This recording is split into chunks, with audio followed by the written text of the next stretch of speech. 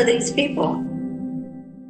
Shooting. Reports of explosive devices and gunmen wearing gas masks in Brooklyn subway.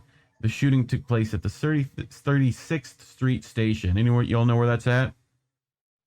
Pretty sure. Some of you should. I feel like. Yeah, that's in Brooklyn. Yeah. Yeah. Somewhere over I there. sort of know where it is. Yeah. Right. So, massive police presence on the scene in Brooklyn, New York on Tuesday following reports of a mass shooting at a subway station by a gunman described as wearing a gas mask and who may also have left behind undetonated explosive devices during the city's busy early morning rush hour. Right? So, we have a friend of the show, Mr. Caleb Maupin, on the scene. Caleb, thanks for joining us. What are the police saying about the incident at this point? All right, so we have 13 people injured. The subway stations in the area are completely shut down. The 4 schools that are in proximity to the subway station have been locked down, shelter in place. The children are basically locked down in the school. Police are surrounding the schools to make sure that the children are protected inside of those schools. We are just awash in police vehicles, emergency vehicles, federal agencies, local police, forensic squads, etc. Now, video is coming out, and we're starting to get a much more clear picture of the chain of events. So what we understand is the shooter apparently was on the subway, and he got on at one stop. He was in the subway. He was wearing a vest that looked almost like he was a transit worker, a blue outfit and a bright orange vest, kind of posing almost as a transit worker. And he was wearing a gas mask over his face. He's described as a 5'5" tall African-American male. From there, basically, once the subway had gotten going, he was on the train. He set off his smoke bombs. Green smoke filled up the car, and he started shooting at that point. The subway then pulled into the station at 36th Street, where I'm standing now. Pulled into the station. The subway doors opened. The smoke began pouring out, and the shooter escaped. Now, we understand at that point, that's where we're seeing all these videos of the green smoke pouring out of the subway car. The individuals who were hit, blood on the ground, just a horrendous scene that happened at the subway station. Now, the shooter is still at large. They haven't apprehended him yet. And at this point, you can hear the police helicopters, that are above. You can also hear and see around me just all the police vehicles that are on the scene. And they're trying to figure out where this individual is. They're trying to apprehend him. Now we're waiting to hear from the mayor. The mayor of New York City apparently has tested positive for COVID-19, so he's following the updates from inside of Gracie Mansion, the mayor's mansion here in New York City. The local police are on the scene. Questions about motive are being raised. One question that's being raised is this potentially some kind of act of terrorism? Is this an individual who maybe had been recruited to ISIS or some kind of terrorist group on the internet? Was this an act of racial hatred? This is a neighborhood with a lot of Latino folks, Puerto Rican Americans, as well as a lot of Asian Americans.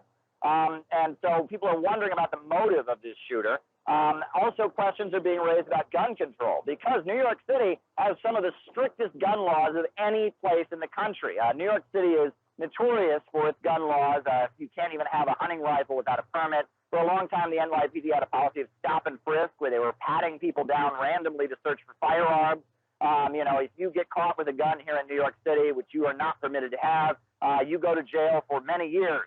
It's a very, very strict gun control zone. But those gun laws didn't seem to prevent this incident from happening. Despite the fact we have very strict gun laws here in New York City, this individual got their gun.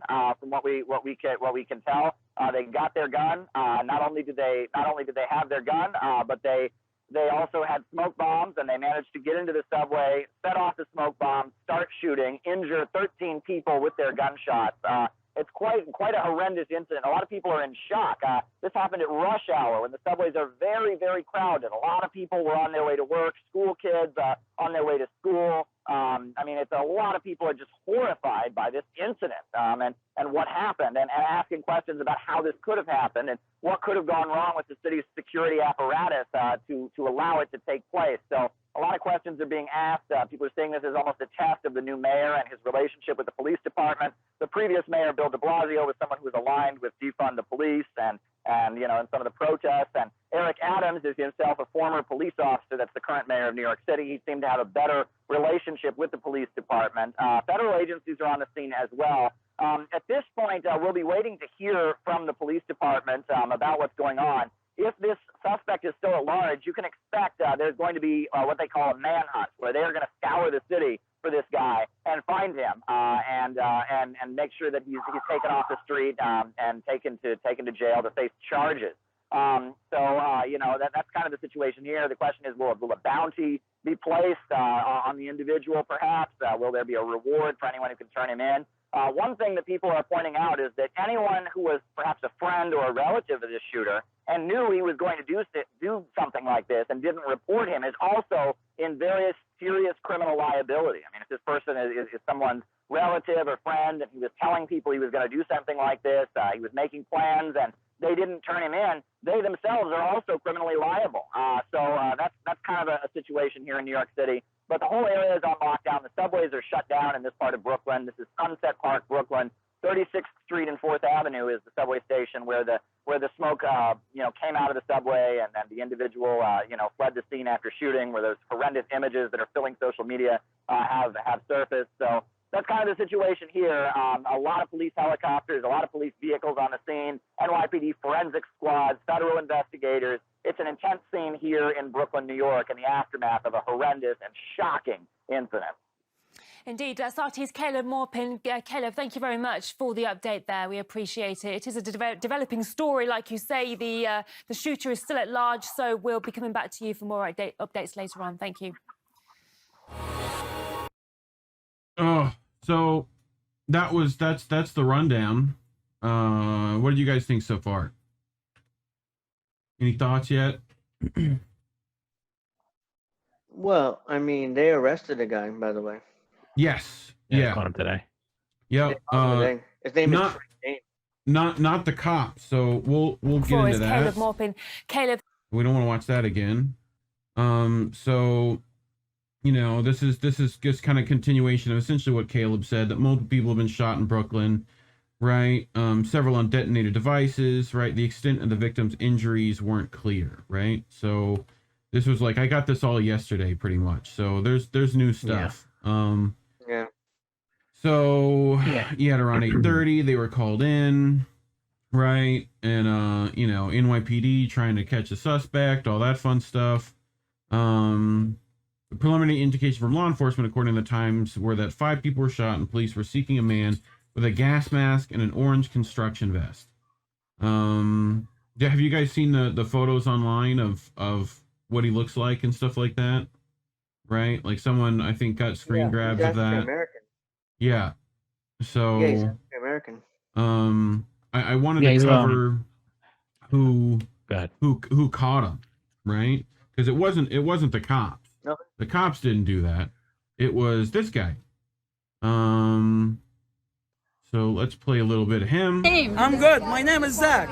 I was working inside that store, and I was doing security cameras inside, and I see the guy, he walking from the screen. I see him from the cameras. So I thought, oh shit, this guy. Let me call the police. And I call him and we catch him.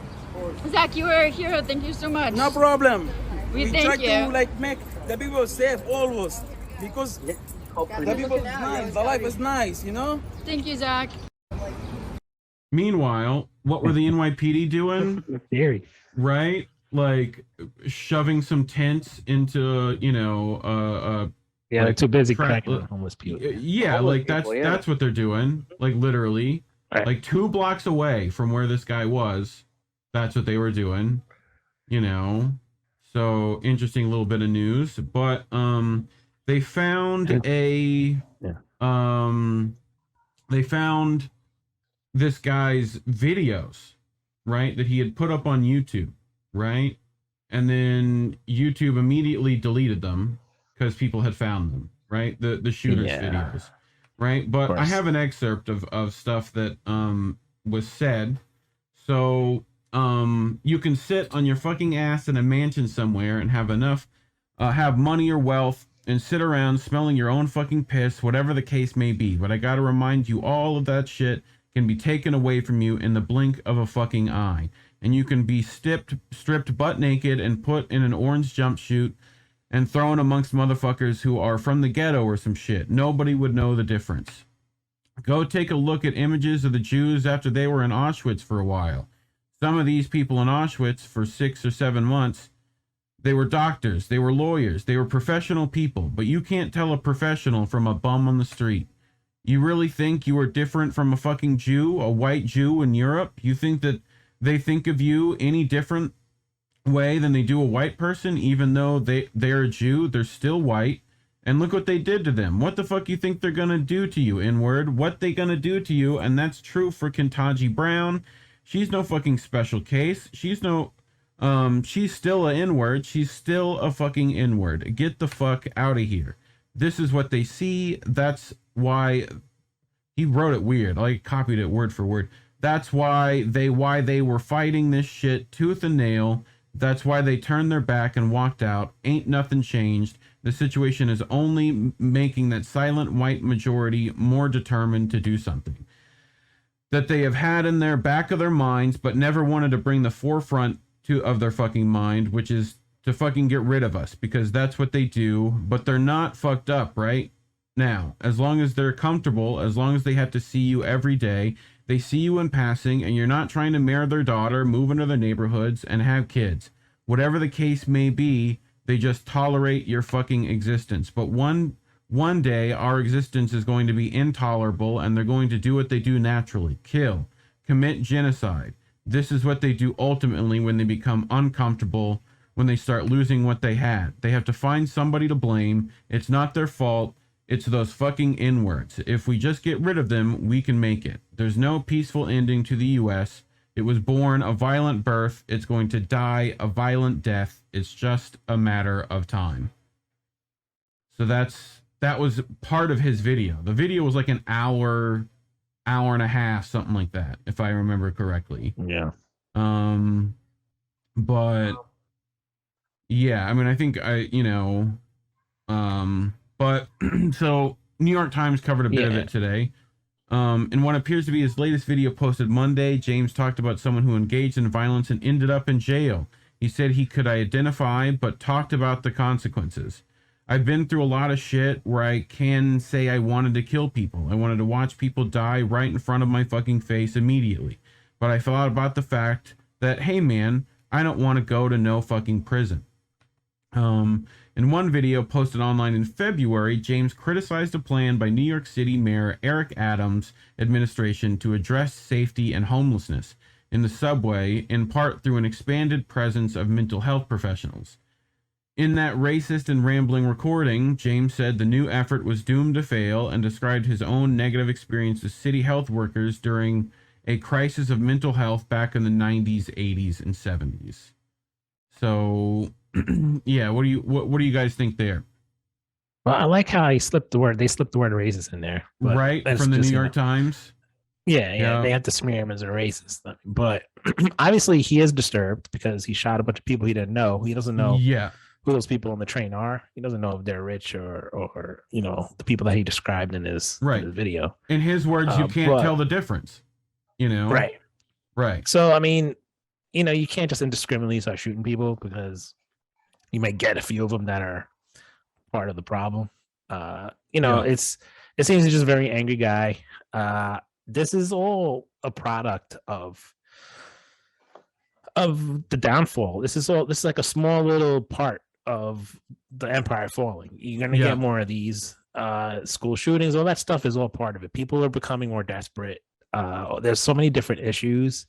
There's so much decline in pretty much every sector of the economy and social movement. Like this, just socially, everyone's in pretty much at the height of anxiety.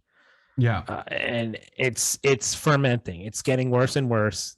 We're sending, we're concentrating on Ukraine and all these other places that have nothing to do with us, and we're neglecting everything here. And as that happens, and with the corruption, you're just seeing everything deteriorate. This guy is just part of that. And what they're going to do is what they always do, is they're going to censor more. They're going to be more draconian, try to limit everything you do. They're going to be monitoring you. I mean, they're going to be on you. It's going to be a full authoritarian, full fascist, just to stop, the downfall. And it's inevitable. They can't stop it, but they think that they'll be able to do it because these are people in power who think they can control everything. So it's just a matter of time. I mean, this is all part of the domino effect as the dominoes keep falling down. It's similar to like, how 9/11 increased security, took away freedoms, like all that stuff, right?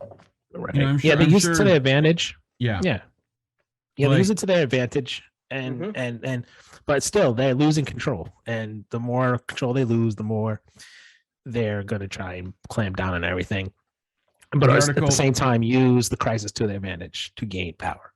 The article goes on to say, after talking about community violence, James says, we need more mass shootings. Yeah, we need to see more. There has to be more mass shootings to make N-words understand. It's not about the shooter. It's about the environment in which he has to exist. So, he's definitely, upset. But, I wanted they're going to use him. I mean, they're going to use him. They're going to use him to come after everyone who criticizes the establishment. I mean, they're going to say, now we have to check all these YouTubers. Make sure, and they're going to criticize Joe Biden or whatever. They're going to be watching. Right. They're going to be shutting channels down more than ever. They're going to be, you're going to have police, like the whole thing with AOC, they had the police come to, the Capitol Police called on that one guy who had the tweet. I mean, they're going to be doing a lot of that. I mean, there's more to come. In another video posted last month to the same channel, James said that he had post-traumatic stress. In that video, James said he left his home in Milwaukee on March 20th. During the trip eastward, he said he was heading to the quote-unquote danger zone. It's triggering a lot of negative thoughts, of course, he said in the video. I do have a severe case of post-traumatic stress. So, more, unhelped mental health,